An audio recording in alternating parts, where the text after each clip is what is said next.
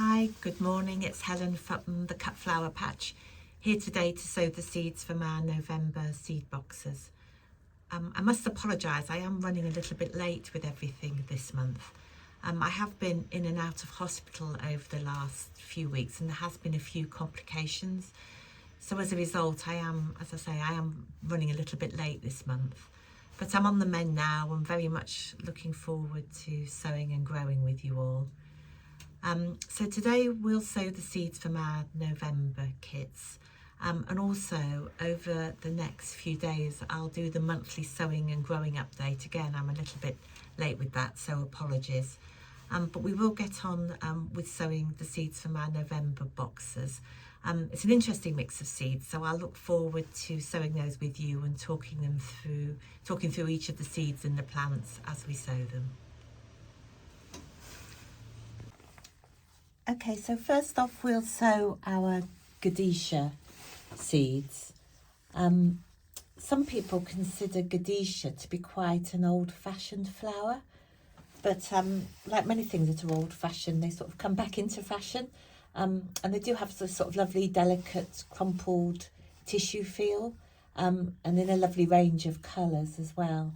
Also, the stems are very strong and long, so they're perfect for adding some height when you're using them in a vase.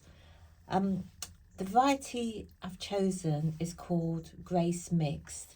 Again, it's an F1 hybrid variety, which does mean that it's quite an expensive seed, which also means you don't get a lot in your packet. There's only sort of 15 plus in your packet.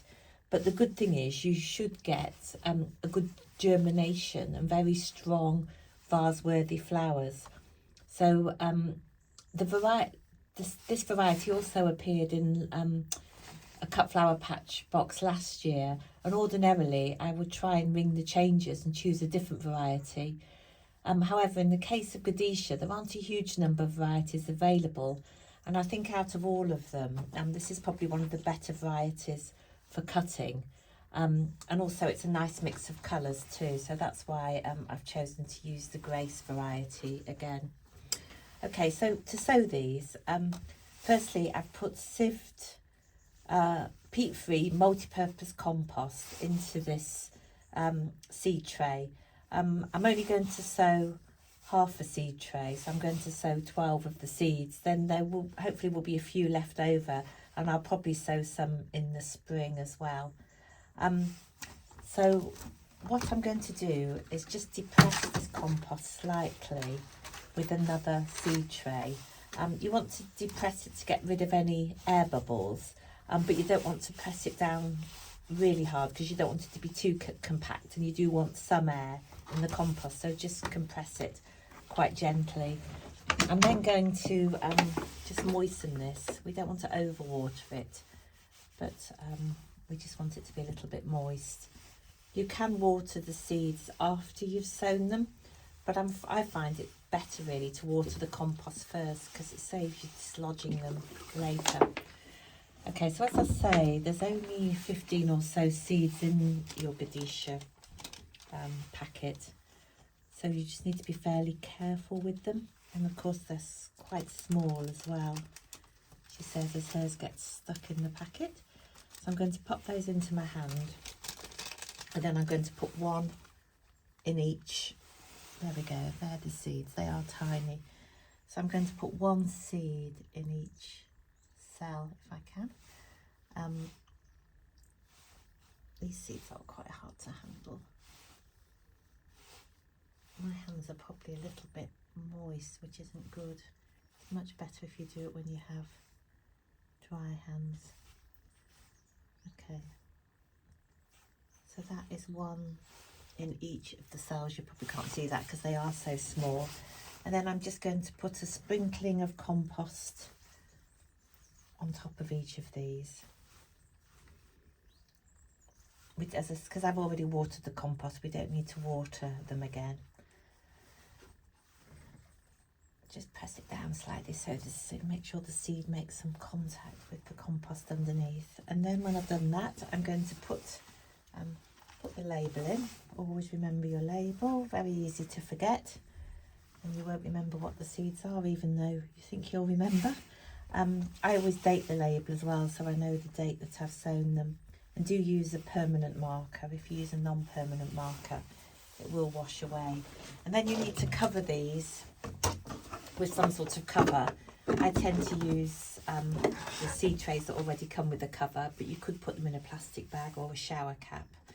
And then I'm going to pop those on the kitchen windowsill and check them every few days or so. And then as soon as I see the first sign of germination, I'm going to take the cover off and bring them down into the greenhouse. You don't, if you don't have a greenhouse, as I always say, you can pop them in a polytunnel or a cold frame or in a clear plastic box.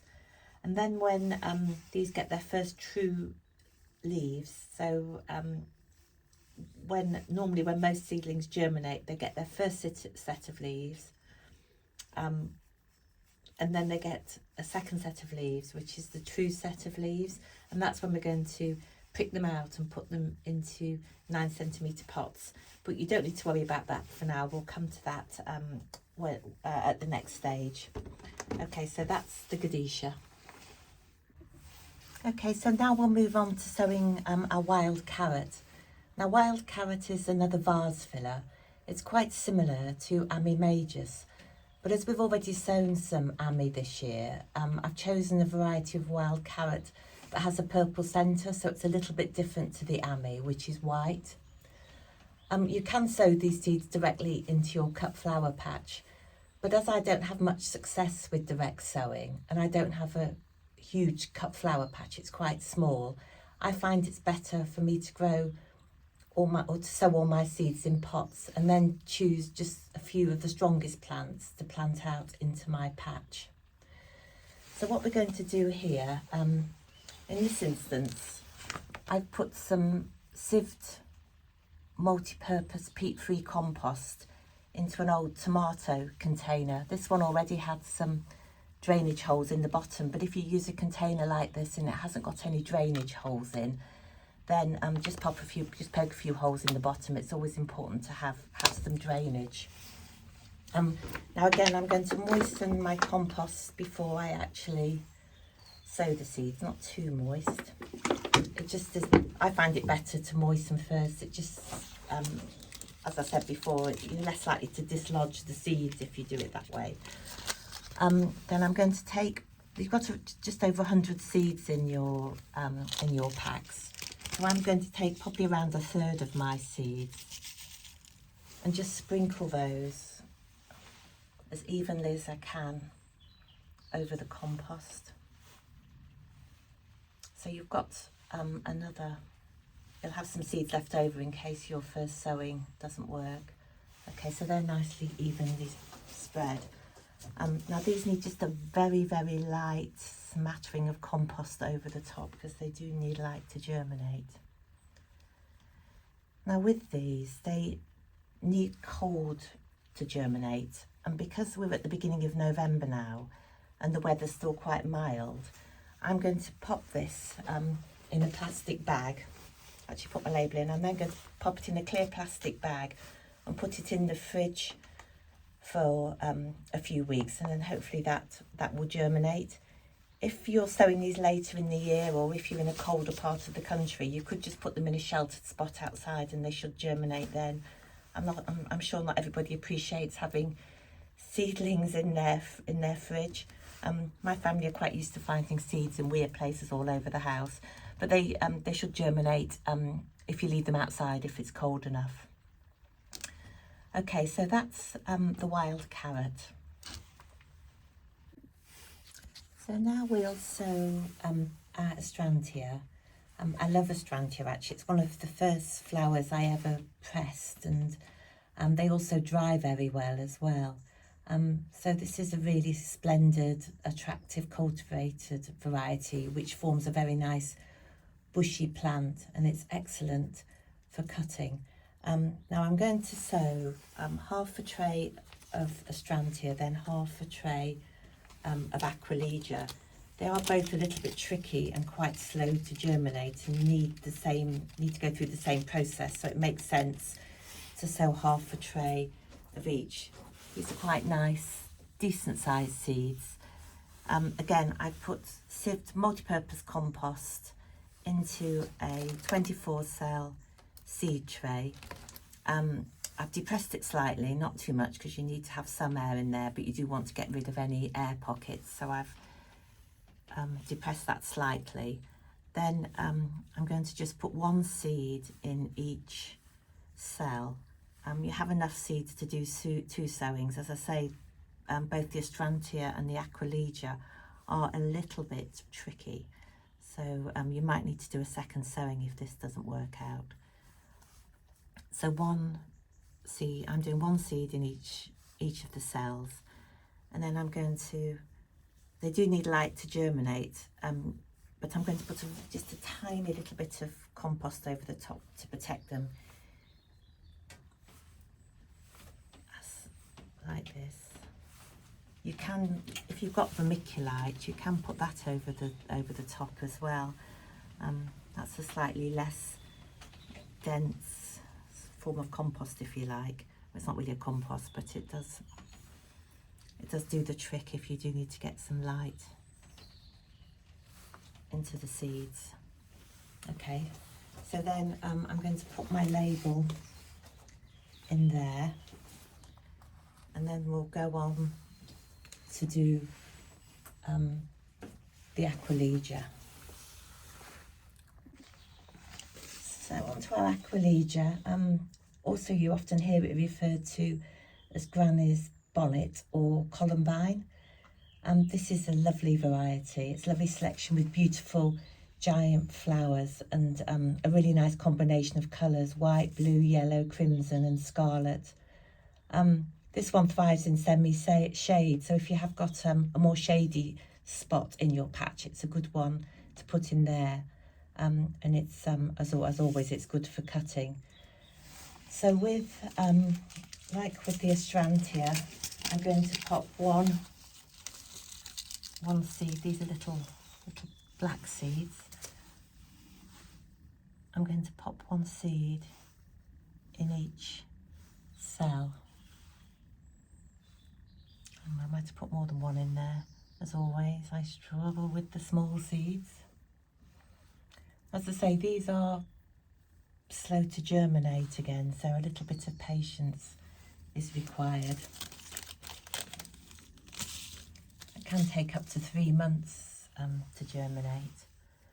And again, we don't want to exclude the light here, so I'm going to pop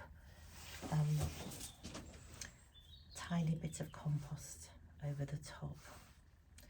Don't need to water it because, as I say, I've already moistened my compost, but if you do forget to moisten it beforehand, you can water it afterwards, just being a little bit careful not to dislodge the seeds. So I'm going to put my label in there, and then what I'm going to do with these is cover them with my plastic cover. As I say, you could use a plastic bag or shower cap if you don't have a plastic cover. Then these are going to go on my kitchen windowsill for a week or two. And then if they don't show signs of germination, then they're actually going to go into the fridge for around 4 to 6 weeks. Or you could always put them in a sheltered spot outside if it started to get cold. Then as soon as we see the first signs of germination, this cover is going to come off, and we're going to put them back into a warm place, into a greenhouse or cold frame or polytunnel. Then as soon as they grow their first set of true leaves, we're going to prick them out into 9 centimetre pots. So good luck with these. As I say, they are a little bit tricky, but fingers crossed they're going to be worth the effort. Okay, last but not least, our Florist dill. This is a particularly good variety of dill for cutting. It's more robust with sort of tighter flower heads than many other varieties. So it's compact and hardy, and it's very easy to grow, and it is beautifully fragrant. So what we're going to do in this instance is sow it directly into 9 centimetre pots. So I've filled these pots with sieved multi-purpose peat-free compost. I've depressed them slightly. Again, I'm going to water them before I actually sow the dill. Just moisten them. We don't want to overwater our seeds. The common problem is overwatering. Now you have 1,000 seeds in your pack, which you won't need that many.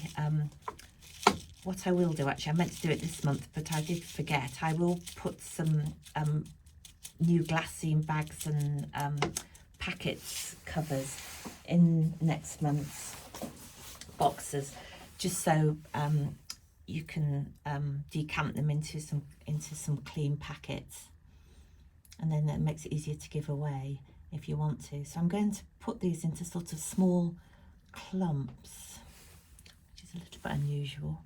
So I'm going to just sprinkle a few on top of each of these. Another one that needs light to germinate, so I'm just going to put a very light covering on top of those.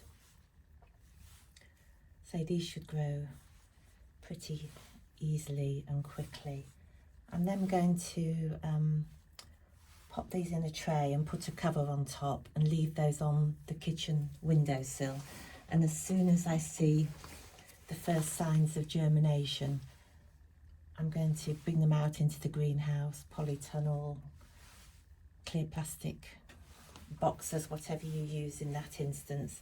And then when they get to a fairly decent size, I'm going to transplant them to larger pots, around 15cm pots, and then probably place them outside, but we'll cover that when the time comes. As I say, I will get the monthly sowing and growing update out to you soon, and in the meantime I hope you enjoy sowing your November seeds.